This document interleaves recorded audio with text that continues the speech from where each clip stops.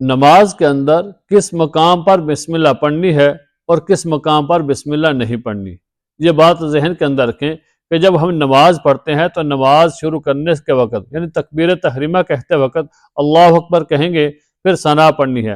ثنا سے پہلے بسم اللہ نہیں پڑھنی ہوتی۔ اکثر لوگ یہاں پر یہ غلطی کرتے ہیں کہ جب تکبیر کہتے ہیں تو ثنا پڑھنے سے پہلے وہ بسم اللہ الرحمن الرحیم پڑھتے ہیں، پھر ثنا شروع کرتے ہیں۔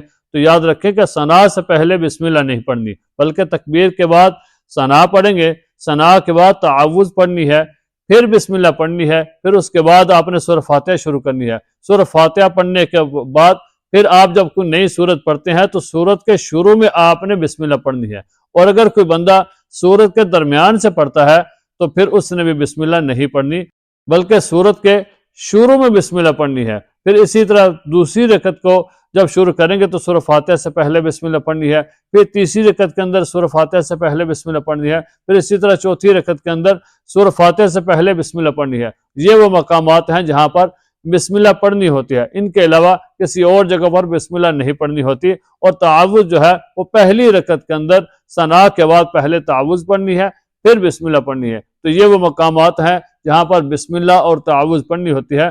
تو ہمیں یہ ایسے جو مسائل ہوتے ہیں ہمیں سیکھنے چاہیے۔ اکثر لوگ غلطی کرتے ہیں کہ وہ ثنا شروع کرنے سے پہلے ہی یعنی تکبیر کہیں گے اور ثنا شروع کرنے سے پہلے بسم اللہ پڑھ کے پھر وہ ثنا شروع کرتے ہیں، تو ایسا کچھ بھی نہیں ہے، بلکہ پہلے تکبیر کہیں گے، پھر ثنا پڑھیں گے، پھر تعوذ پڑھیں گے، پھر بسم اللہ پڑھیں گے۔ اس کے بعد جب آپ کوئی نئی سورت شروع کرتے ہیں تو اس سورت کے شروع سے کرنے سے پہلے آپ بسم اللہ پڑھیں گے، اور اگر کوئی بندہ درمیان سے پڑھتا ہے تو وہ بسم اللہ نہیں پڑھے گا۔ پھر دوسری رکعت کے شروع سورہ فاتحہ سے پہلے بسم اللہ، پھر تیسری رکعت میں سورہ فاتحہ سے پہلے بسم اللہ، پھر چوتھی رکعت میں سورہ فاتحہ سے پہلے بسم اللہ۔ تو یہ چیزیں سیکھنے والی ہوتی ہیں۔ اللہ تعالی ہمیں سیکھنے کی اور سمجھنے کی توفیق عطا فرمائے۔